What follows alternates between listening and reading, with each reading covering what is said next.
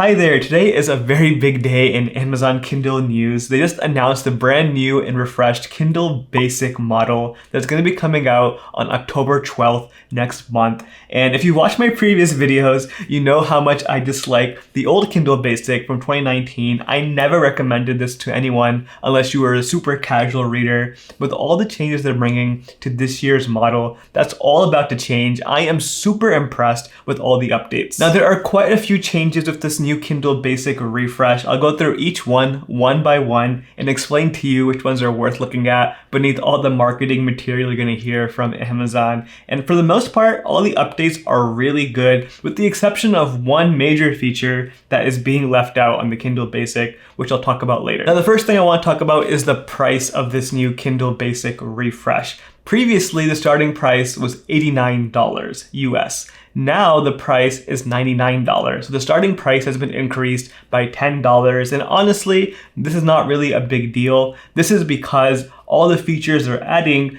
definitely make up for the price increase. I do think it's worth the small price increase for the things they've added to the Kindle Basic. What I'm still very frustrated about though is the option to remove lock screen advertisements. I just posted a video about this not too long ago, link for that on the screen somewhere right now. Basically, they make you pay $20 to remove recommendations and ads from your Kindle lock screen when you aren't using it. For a large company like Amazon, I don't see why they're doing this. They don't really need the extra money for this, but hey, that's their business model. They want people to buy more Kindle books, so they throw advertisements everywhere they possibly can. So if you want to remove ads from your Kindle lock screen, the starting price actually comes out to be $119. Something I'm super excited about though are the two color options that you have when buying the new Kindle Basic. You have the black option as well as this new denim option. Previously it was black and white. Now they have this denim blue, which I actually really enjoy looking at from the pictures. I actually ordered this one for my review, so more to come on that in the coming weeks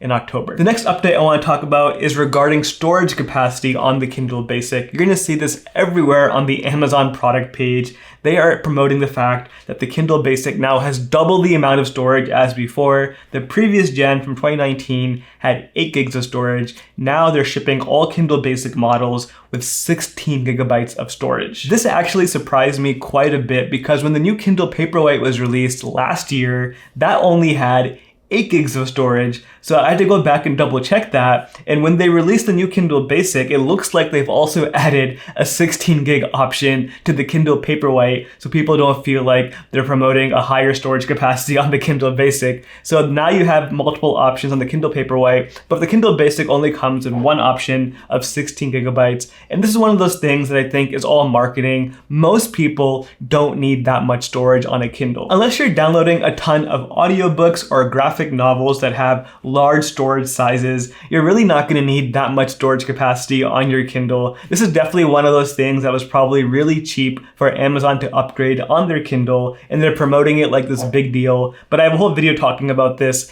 99.9% of people don't need that much storage.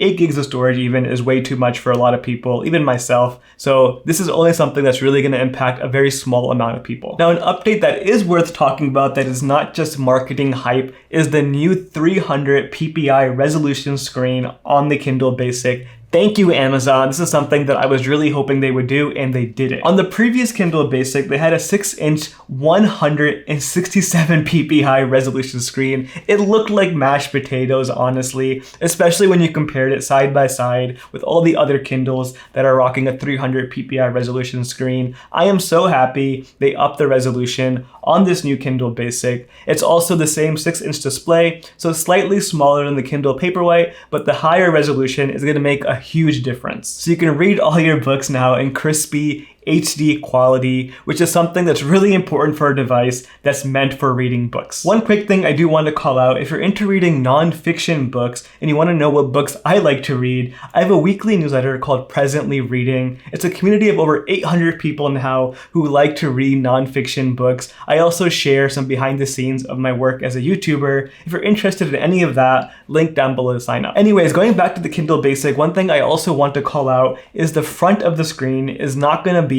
a flush glass display. On the Kindle Paperwhite, you have a flush glass screen going along the entire front of the display. On the Kindle Basic, they're keeping it the same as before. It's not going to be flush. It's still going to have that indent going into the screen. It's a bit less premium in my opinion, but the benefits of it should be a crispier screen because there's one less layer of glass, and also in theory, it should be better at anti-glare. One thing I'm still very curious about is if this new Kindle Basic is going to have the new e-ink Kartra 1200 display. Let me explain what that means. On the Kindle Paperwhite, they have that 300 ppi resolution screen, but they're also using a newer screen technology, even better than the Kindle Oasis. What this new screen technology allows Amazon to do is add features like page turn animations. What I'm really curious about is if they're putting that same screen technology into the Kindle Basic. This is important because they could, in theory, use an older model display that is still 300 ppi resolution, but doesn't have page turn animations. So that would be one more feature that would be missing on the Kindle Basic compared to the Paperwhite. We'll have to see when it comes out. One final thing to note regarding the screen technology on the new Kindle Basic is the LED count. Now this probably won't be very noticeable to most people, but the Kindle Basic only has 4 LEDs compared to the 17 on the Kindle Paperwhite and the 25 on the Kindle Oasis. So technically speaking, the Kindle Basic cannot be as bright,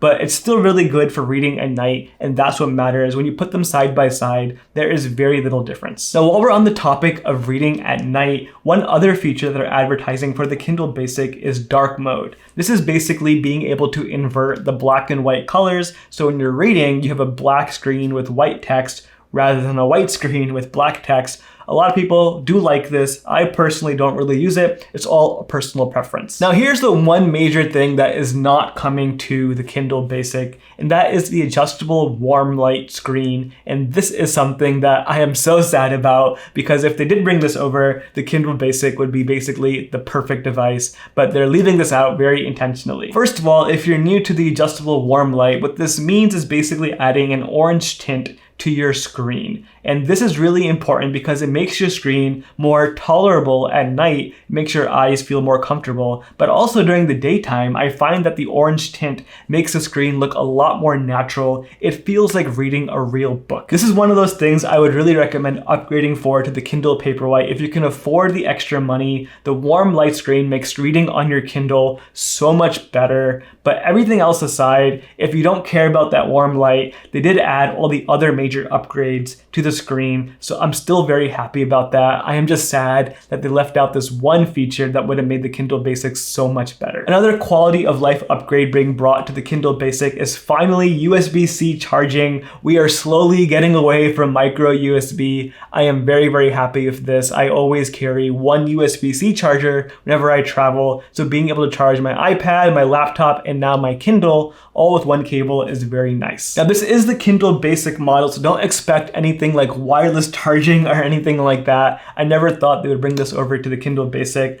Maybe many years in the future we'll see that, but right now if you want wireless charging, that's only available on the Signature Edition Kindle Paperwhite. Now another thing that is worth looking at when it comes to this new Kindle Basic is the new Kindle Basic Kids Edition. Now, if you've seen my videos on the Kindle Paperwhite, you know there's a Kindle Paperwhite Kids Edition, and I always recommend that as a bundle package to buy because the pricing is just so good. The Kindle Basic Kids Edition is just as good for $119. You get the Kindle with no lock screen ads, as well as 1 year of extra warranty, as well as a free case included in the bundle. This is the best deal you can get for a bundle package. Now, one thing that's a bit different with the Kindle Kids Edition and the Kindle Paperwhite Kids Edition are the case options. On the Paperwhite Kids, they have a plain black option for your case. With the basic Kindle, all the cases are kid friendly. You have a space one, you have a whale one, you have a unicorn one. So if you get a case, you'll have to be okay with it looking a bit childish,